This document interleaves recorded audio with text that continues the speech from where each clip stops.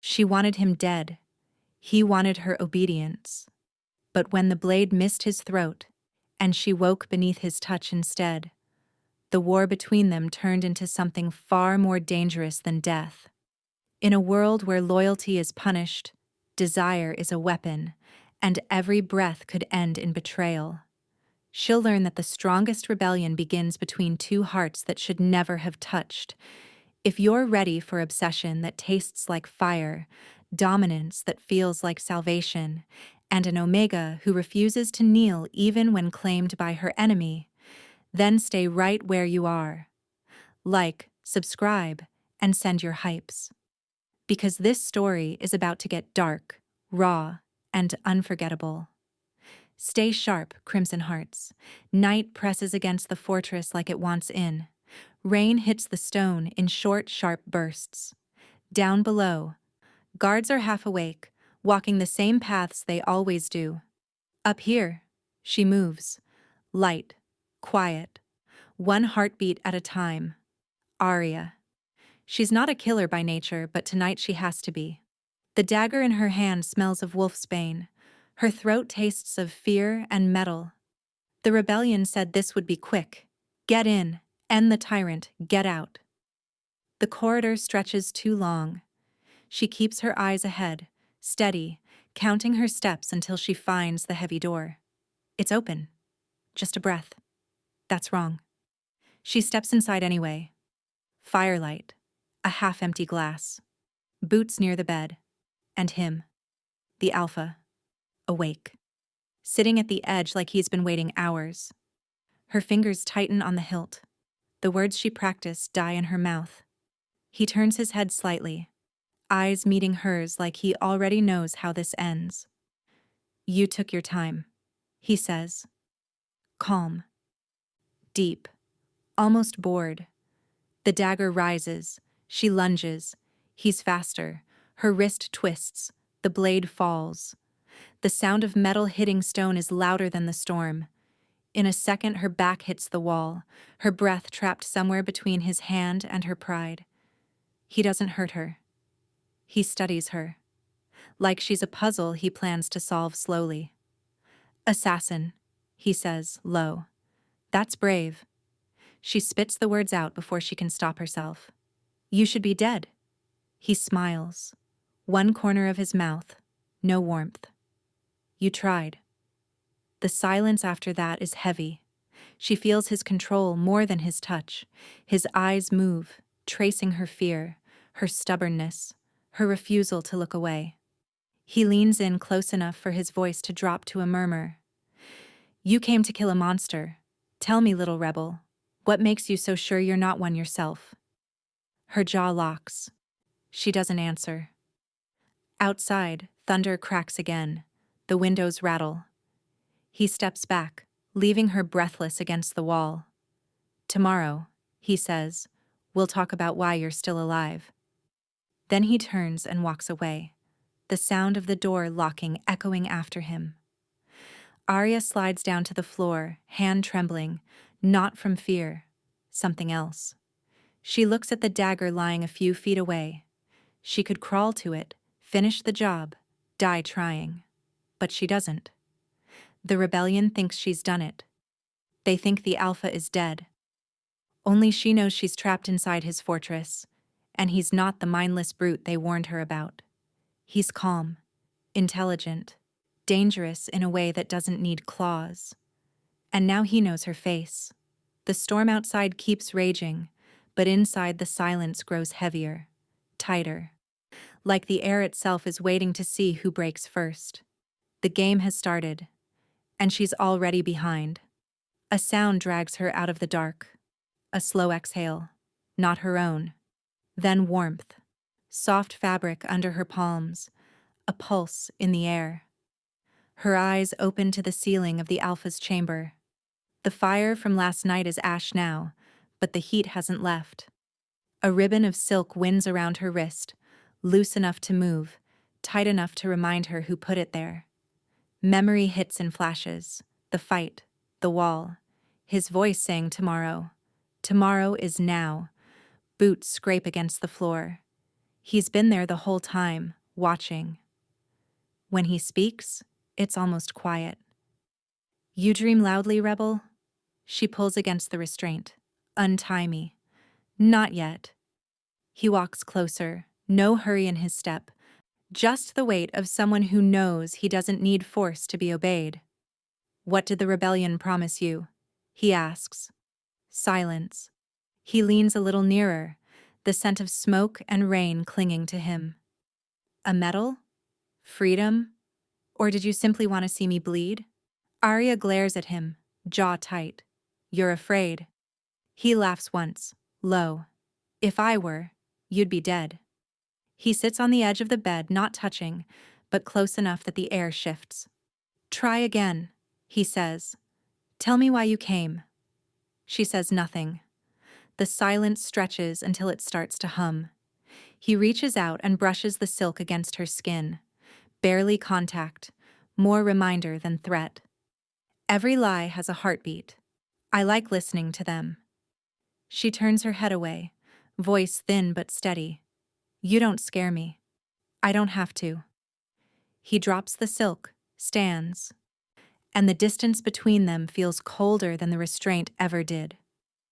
You'll stay here until I decide what to do with you. Eat. Rest. Think about what you'll tell me when I ask again. He pauses at the door. And don't bother screaming. This room doesn't answer to anyone but me. When he's gone, she stares at the ceiling, breathing hard. Not from fear, from anger, from confusion, from the way his calm cuts deeper than any blade. She twists the silk once, testing its give. It loosens. Not an accident. A test. He's letting her decide what kind of prisoner she'll be. The rebellion thinks she's a ghost by now. Already executed. She knows better. The alpha doesn't waste something he finds interesting. She lies back, eyes open, mind racing. Tomorrow he'll ask again, and next time, he won't need the silk. Morning seeps through the shutters. The smell of roasted meat and fresh bread fills the room before she opens her eyes. She turns her head, sees the tray on the table. Real food. Steam still rising. He's standing near the window, coat off, sleeves rolled. Calm as ever. Eat, he says. You look ready to faint. Aria keeps her hands still. Poison? If I wanted you dead, we wouldn't be talking. He gestures once. Eat. Her stomach betrays her first. It growls loud enough for both of them to hear. She clenches her fists, forcing her voice steady. I'm not one of your pets. He doesn't answer. He sits, pours himself water, drinks it slow. The sound of it makes her throat ache. Minutes pass. The smell wins. She moves to the table, picks up a piece of bread, tears it with her fingers, and eats. He watches. Not gloating. Studying. See? He says quietly. Even rebels obey when they're hungry. She swallows hard. I'm surviving. Same thing. He leans back, arms crossed. Tell me, who taught you to hate me? The council? The generals hiding behind their speeches? She looks up. You burned their villages. They burned them themselves to feed your rage. He says it like fact, not defense. Rebellion needs monsters. They built one out of me. She wants to argue, but she can't tell which part of that feels wrong. He rises, takes a folded tunic from the chair, sets it on the table beside her. Clean linen, plain. You'll wear this, he says. You look like a ghost. She stares at it. You think clothes and food will make me talk? No, he says, but it might remind you you're still alive. He walks toward the door. She doesn't stop him. Just before he leaves, he says, When you've eaten, come find me. If you don't, I'll assume you prefer chains. The door shuts. She sits there a long time, chewing slow, every bite tasting like surrender and defiance mixed. The food warms her body, but her head feels heavier. His words circle in her mind. Lies or truth? It doesn't matter yet. What matters is how easily he found the crack in her armor. She looks at the tunic again. The fabric is soft. Not royal, not cheap. Neutral. He's stripping her of sides, not pride. When she finally stands, the hunger is gone, but something else replaces it. Restlessness. She tells herself it's anger. It feels like something far closer. Night again. The guard outside her door yawns, the kind that comes when a man believes danger is over. That's when she moves. The lock isn't as strong as the pride that built it. One pin, a stolen nail, a breath held too long, then the door gives. Bare feet, steady pace. Down the hall, down the stairs, every corner a risk. She doesn't run. She listens. Her pulse becomes the drum leading her out. When the first gust of air hits her face, she knows she's close. The courtyard opens wide, the gate in sight, the smell of wet earth sharp in her lungs. Freedom is right there. Then, his voice. Keep going. She stops cold, turns. He's standing under the arch, half in shadow, coat unfastened, eyes unreadable. You knew, she says. I always know. He starts walking toward her, not fast, not slow, a steady rhythm that makes her heartbeat follow it. You could have left the first night, he says. I let you. You stayed. I was waiting. For courage or permission?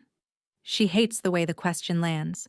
She steps back, but the gate behind her is still shut. He doesn't touch her. He just stands close enough that his breath reaches her skin. The scent of defiance, he murmurs, stronger than wolfsbane. Her voice cracks against the quiet. You think this is desire? I think it's survival, he says. Both burn the same way. The rain starts again, thin and cold. The drops roll down between them, catching the heat that shouldn't be there. She tries to look away. He leans just enough to make her look back. Go on, he says softly. Try again. She pushes past him, hand on the gate. It doesn't move. He's locked it. Of course he has. He whispers near her ear, low, almost gentle. Run as far as you can, little rebel. I'll always be behind you. Something in her chest twists. Anger, confusion, a spark that shouldn't exist. She turns, ready to strike him with words she doesn't yet have. He's already gone. Only the echo of his steps remains, fading into the storm. She presses her forehead to the gate, breathing hard. The rain hides the sound of it, but the heat under her skin refuses to fade. For the first time, she admits it, to herself only. The chase wasn't fear. It was something worse. It felt alive. By dawn, the fortress feels different, too quiet, the kind of quiet that hides a decision already made. Aria's door bursts open before she's even awake. 2 guards. No words, just rough hands and orders that sound rehearsed. Council wants her. Now. They drag her through the halls she once walked alone. Torches flicker. Voices echo from the chamber ahead. The council stands waiting. Old wolves in fine clothes, eyes full of fear they'll never admit. The alpha isn't there. One of them reads from a scroll. Attempted regicide, treason, sentence, death. She doesn't speak, doesn't beg. If this is how it ends, she'll meet it standing. They raise the blade, and that's when the doors slam open. He walks in, coat dark, expression darker. Every guard freezes. Put it down, he says. The council elder sneers. She tried to kill you. She failed, he replies, voice steady, which means she's mine to judge. For a moment, no one breathes. Then he moves. The blade is gone from the guard's hand before it touches air. The sound of it hitting the floor is sharp enough to end the argument. He looks at her, direct, unreadable. Come here. Her knees almost give, but she walks. The chains on her wrists clink like defiance. He turns to the council. You wanted blood? You'll get it if you ever touch her again. Silence. No one dares answer. He takes her arm, not rough, not soft either. You're done here. Outside, the cold hits her first, then the anger. You shouldn't have done that, she says. He stops. You'd rather I let them kill you? I'd rather not owe you anything. He steps closer, close enough that the space between words feels dangerous. You don't owe me, yet. Her breath comes shallow. Then why save me? Because I wanted to see what you'd do next. The wind cuts between them. She looks up, eyes sharp, mouth ready to curse him, but he's already there. The kiss doesn't start soft. It starts like a fight. Teeth, breath, silence breaking apart. Her anger collides with his calm until neither one exists. When it ends, she steps back first, face unreadable. Was that mercy? He wipes the corner of his mouth, half a smirk in his voice. That was proof. Of what? That you're not done fighting me. She stands there, heart racing, unsure if she wants to strike him or pull him closer again. The line between them, the one built on hatred and fear, it's gone. She doesn't know if she kissed him to survive or to surrender. Maybe both. He turns away, voice low. Tomorrow the council answers to me. Tonight, you answer only to yourself. She watches him walk off into the dark, and for the first time since she picked up that blade, she isn't sure who she's fighting anymore. The fortress wakes to whispers. The council's punishment never happened. And now everyone wants to know why. They stare when she walks through the hall beside him, some out of curiosity, some out of hate. He ignores them all. They'll test you, he says under his breath. Let them. At the end of the corridor waits a crowd. Soldiers, councilmen, servants, every rank that matters. He steps forward and raises his voice. This Omega saved my life. The lie is smooth. The tone makes it truth. She'll stand under my protection. Anyone who touches her answers to me. A murmur runs through the room. Someone dares to speak. That's not law. He looks at the man. It is now. Then he does something no one expects. He takes her hand, draws her close, tilts her chin toward him. The mark comes next. His seal, his name written against her skin for all to see. Not forced, not gentle either. A claim made under the eyes of every wolf in the fortress. Gasps, silence, and then acceptance, because no one challenges the alpha in his own hall. When it's done, he turns to the crowd. Now you know, she's under me. The words hang heavy, layered with more meaning than he lets them show. Later, in the quiet of his chamber, the crowd gone, she faces him. You didn't have to make a spectacle of it. He pours a drink, doesn't look up. I did. It's the only language they respect. You could have warned me. If I had, you would have refused. He hands her the glass. She doesn't take it. So, what am I now? She asks. He finally meets her eyes. Alive. She looks down at the mark, fingers tracing it without meaning to.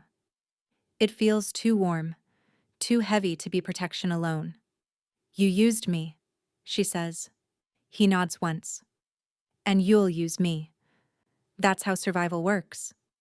The air tightens. Neither of them moves. Then he steps closer. Close enough that she feels his calm against her pulse. It's only a mark, he says quietly. Unless you want it to mean more. She doesn't answer. She can't. Because the truth is, the thought of it meaning more already burns under her skin. He leaves without another word. The door closes soft.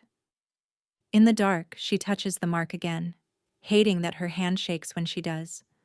Sleep takes her slow, and when it comes, it isn't rest. In her dream, he's there, standing behind her, voice low, saying her name like it belongs to him. Every breath feels like a vow she never agreed to but can't deny hearing. She wakes before dawn, heart pounding, hand still over the mark that won't cool. Outside, the fortress is silent, but she knows what's coming next. He didn't just protect her, he changed what she is. The first explosion shakes the fortress before sunrise. Windows rattle, dust drops from the beams. Then the horns. 3 short blasts. The call for open revolt. Aria is already up, blade in hand, the taste of metal sharp in her mouth. From the balcony she sees the torches below, the banners of old houses rising against the Alpha's crest. He enters without knocking. "They're not waiting anymore," he says. "Your council started this," she answers. "They started it," he says. "I'll finish it." He tosses her a belt with a sheath. "If you want to live, stay close." She glares at him. "You trust me with a weapon now?"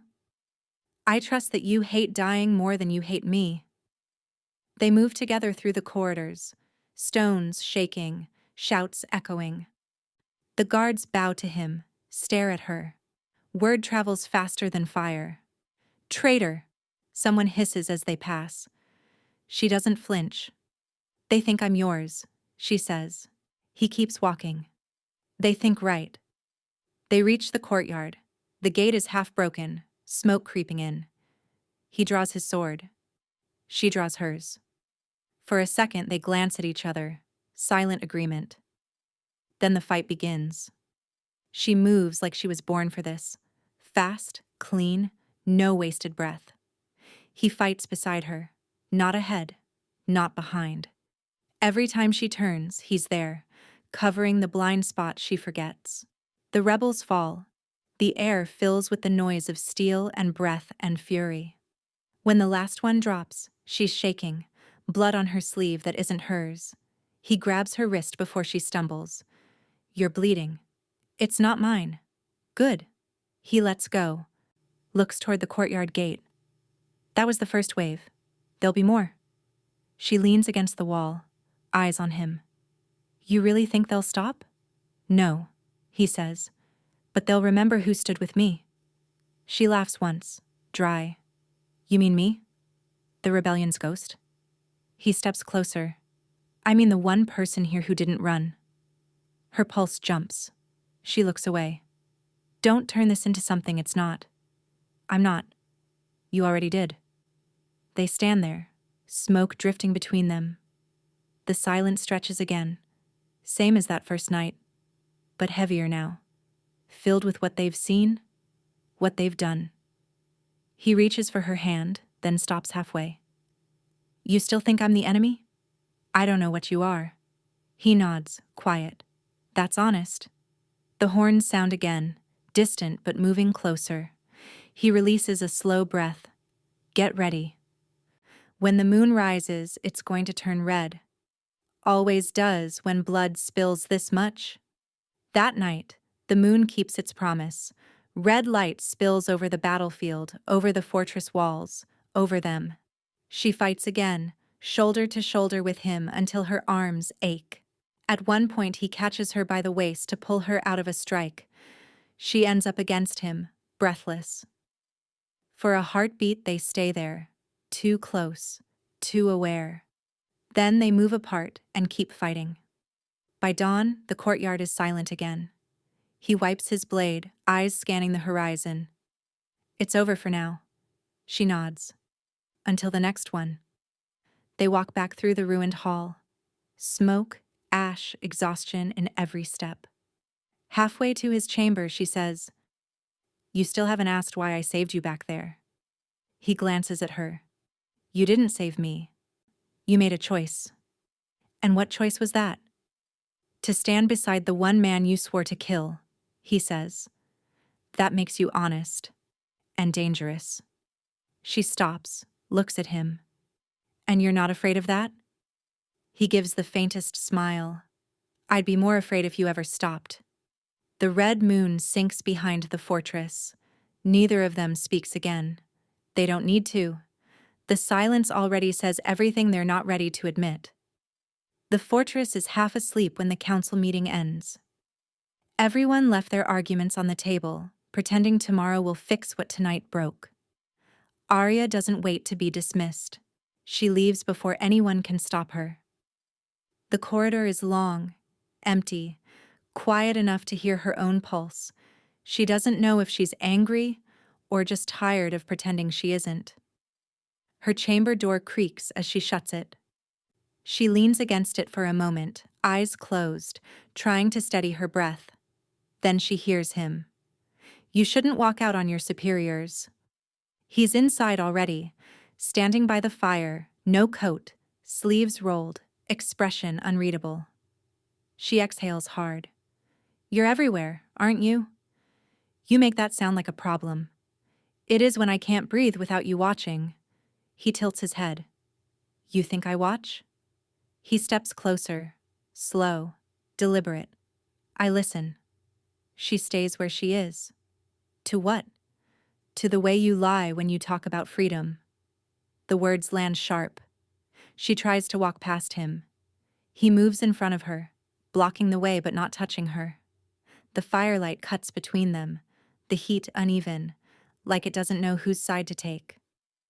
"Why are you still here, Aria?" he asks. "Because you won't let me leave." "That's not true. You could run right now." "Then why haven't I?" Their eyes lock. Neither moves. The silence feels heavier than any chain. He finally says, "You tell yourself it's strategy, that you're staying because it's useful." He leans a little closer, voice lower. "But it's not. It's something else." She laughs once, short and bitter. "You really think you know me?" "I know what it looks like when someone fights their own pulse." Her hand twitches, halfway to pushing him, but he doesn't step back. The air between them shifts again. Too warm, too close, too full of things neither of them can name. She speaks first, quiet. "You think I'm weak?" "I think you're honest only when you're angry." He's right, and it burns. She takes one step forward, close enough that his breath hits her cheek. "Then here's honesty. If I ever get another chance to kill you, I will." He nods once, not afraid. "Then I'll make sure you get that chance." The tension snaps, not from touch, just from being too full. She turns away, grips the edge of the table until her knuckles pale. He stands behind her, close enough that she can feel the heat of him at her back. Neither of them speaks. The fire crackles. Outside, thunder rolls low and slow, like the world is warning them what happens when control runs out. When she finally turns, her eyes are wet but fierce. "You've ruined everything I believed in." He looks down at her, voice rougher than before. "Then believe in this instead." He doesn't move to touch her. He doesn't have to. The air between them already feels like contact. Breath against breath. Hearts caught mid-strike. For a moment, she hates him for making her feel human again. For the same moment, he hates himself for wanting her alive more than loyal. They stand there until the fire dies low. No words left, no promises made, just two people who have crossed a line they can never uncross. When he finally leaves, the silence stays behind with her, thick and restless, whispering what neither of them dared to say out loud. The letter comes folded in plain cloth, slipped under her door when the corridors are empty. No seal, no signature, just the scent of smoke and old paper. Aria opens it by the fire. The handwriting isn't his, it's the Rebellion's mark. Curved lines, sharp corners, a message meant for her alone. The first words drain the air from her lungs. The Alpha was never your kill. The Council sent the order. He was meant to fall, not die. The True One sits on the throne above him. Her hands tighten. The page trembles once before she drops it. Everything she's fought for turns hollow. Every command, every lie fed to her in the name of freedom. It all circles back to the same place. He wasn't the monster. He was the distraction. Footsteps behind her. She doesn't turn. I know that look, he says. It's the same one you had the night you tried to kill me. You should have told me, she says. Told you what? That you weren't the one who burned those villages. He studies her. Would you have believed me? She wants to say yes. She can't. Her voice cracks. They used me. They used everyone. He moves closer, stops when he's a breath away. You wanted to believe in something. They gave you a villain. I just played the part. She stares at him, shaking. And you didn't stop them? His jaw tightens. If I'd stopped them, the rebellion would have died in silence. You needed a reason to fight. I became it. She steps back, disbelief sharp in her throat. You let me hate you. He nods once. It kept you alive. The truth sits between them like a blade. She sinks into the nearest chair, hands gripping her knees. So what am I supposed to do now? Keep pretending you're the enemy? No, he says. Stop pretending you don't understand me. That draws her eyes up. And what exactly do you want me to understand? He crouches in front of her, voice even, almost quiet. That chaos isn't always destruction. Sometimes it's change. His fingers rest on the table beside her, not touching, but close enough to feel. You were never their weapon, Aria. You were mine. She breathes in, slow, trembling. Don't call me that. I already did. He stands, leans against the wall, watching her. You break things just by being near them. The council, the rebellion, me. That's chaos. That's you. She pushes up to face him. And what if I don't want to be your chaos? He smiles. Small, quiet, dangerous. Then be my choice. Silence again. The kind that hums in the bones. Her voice softens, almost a whisper. You think I'd choose you after everything? I think you already are. She looks away, heart heavy with something she can't name. Guilt, confusion, maybe both. The truth doesn't free her. It traps her in a different cage. He steps toward the door, hand on the frame. When you decide, come find me. The next move is yours. When he's gone, the fire cracks. The letter still lies open on the floor, words burned into her mind. She kneels, picks it up, and for the first time, she doesn't know who she's fighting for anymore. For 3 nights, he doesn't see her. She eats with the soldiers, trains with the scouts, moves through the fortress like smoke. Everyone whispers that the Alpha's pet is finished. He knows better. On the 4th night, she walks into the council chamber unannounced. No escort, no fear. The room stills. She drops a scroll on the table. Your spies are dead, she says. Next time, pick ones that don't talk in their sleep. The council members glance at one another. No one speaks. Then he stands from his chair. You're giving orders now? She meets his eyes. Someone has to. The quiet stretches. He gestures for everyone else to leave. They don't need to be told twice. When the door closes, it's just the two of them. The room, the tension, and the sound of rain starting against the roof. You've changed, he says. No, she answers. I've adapted. He steps closer, testing. You think you can play my game? She shrugs. I already am. He circles her slowly. Then show me. She turns, facing him head on. Lesson 1, she says. Control isn't about strength. It's about timing. She waits, saying nothing else, letting the silence do the work. He breaks first. Go on. Lesson 2, she continues, eyes steady. Silence makes people fill in the spaces you leave. You taught me that. He folds his arms, but the edge of a smile breaks through. You listened. I learned. The next few seconds hang heavy, her steady breathing, his jaw tightening, both of them reading each other's every shift. She steps forward until he has to move back. Not far, just enough. The balance flips without either of them saying how or when. "You think this makes you dangerous?" he asks. "No," she says quietly. "It makes me equal." He watches her for a long time, the fire behind him throwing light across his face. "You're not supposed to scare me." "Then maybe you built the wrong kind of alpha," she says. The faintest laugh escapes him. "You really believe that?" She leans close enough for her voice to fall just above a whisper. "I don't believe." I act. He studies her, the calm finally cracking. "You're playing with fire." "I know," she says. "You taught me to." For a moment neither of them moves.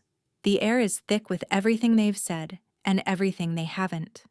He looks down at her, the corners of his mouth caught between warning and pride. "You're dangerous," he says. She smiles, small and sharp. "I learned from the best." He steps aside, letting her pass, but his eyes follow her until the door shuts. She doesn't look back. She doesn't have to. She already knows he's the one left catching his breath. The night starts without warning. Just the sound of iron doors breaking somewhere below. By the time the alarm bell rings, the courtyard is already full of firelight. Aria runs, sword in hand, boots striking the stone in rhythm with the shouts around her. The air tastes of ash. The walls she once thought unbreakable are coming down piece by piece. He meets her halfway down the main corridor, blood on his sleeve, expression unreadable. "They've turned on the council," he says. "Not for us," she answers. "For power." He nods. "Then we end it before they take what's left." They move as one. No orders. No hesitation. The guards that still stand with them fall into step. Every hall is smoke and steel, every doorway another choice between mercy and survival. At the council chamber doors, they stop. The sound inside is chaos, arguing, pleading, the last gasp of men who ruled too long. He looks at her. "You still want justice?" "I want it done." He kicks the doors open. The room freezes. The councilmen stare like cornered prey. One of them speaks first. "You're destroying the balance." "You built it on bones," Aria says. Another reaches for a blade. She doesn't wait. Her strike is clean, no hesitation left in her. The others scatter but nowhere to run. When it's over, the chamber is quiet except for the crackle of flames outside. He walks to the council table, lifts the crown that's been sitting there, heavy with dust and old power. He turns it once in his hand, then offers it to her. She shakes her head.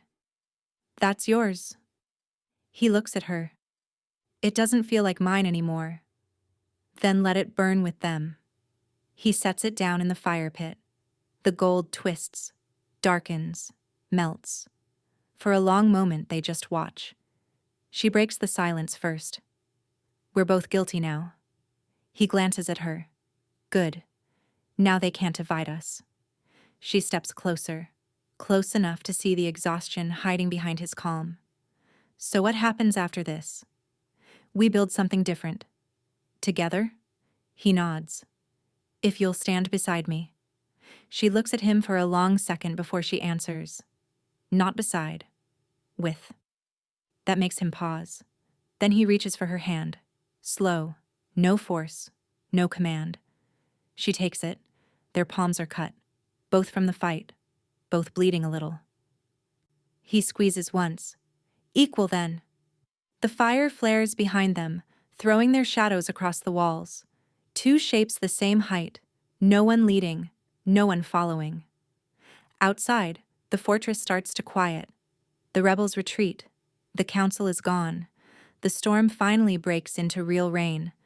The flames hiss but don't die. He looks at her, voice low. "You know they'll call this treason." She shrugs. "Let them. We already lived through worse." They walk out together, hands still joined, the fire lighting their path. Behind them, the crown cools into a lump of metal. No throne, no king, just two people carrying what's left of a kingdom between them. Their unity isn't peace. It's a scar they both agreed to wear. The war is finished, but the quiet it leaves behind feels wrong. No shouts, no steel, just the sound of rain dripping from what's left of the roof. Aria walks through the corridor alone. The walls are black with smoke, the air still warm from the fire that ate the council's banners. His chamber door is open. He's sitting by the window, hands resting on his knees, eyes on the sky that doesn't quite know if it's morning yet. She stops at the threshold. "You should sleep." He doesn't look up. "Every time I close my eyes, I see their faces." "You didn't kill them all?" "I ordered enough of it to make no difference." She crosses the room, sits on the edge of the bed, close enough to touch him if she wanted. "You ended it," she says. "That's what matters." He turns then, studies her like he's trying to remember who she was before all of this. "Do you still hate me?" he asks. She thinks about it. "I don't know if I have the energy to." He stands, takes the dagger from the table, the same one she tried to kill him with on the first night.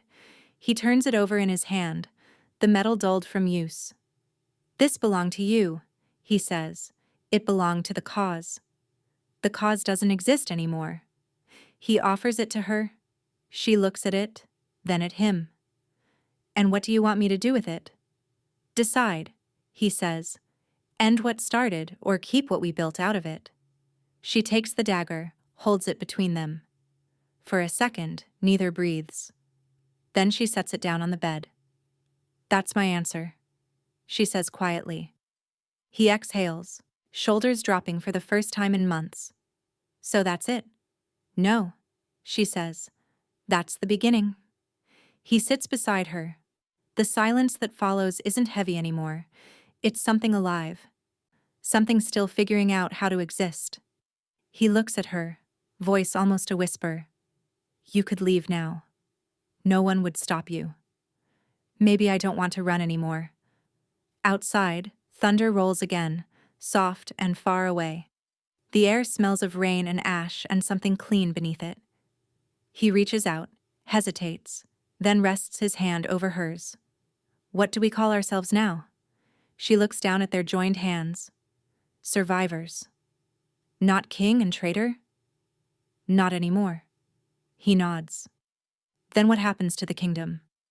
"It learns," she says. "Same as we do." They sit like that until the storm fades.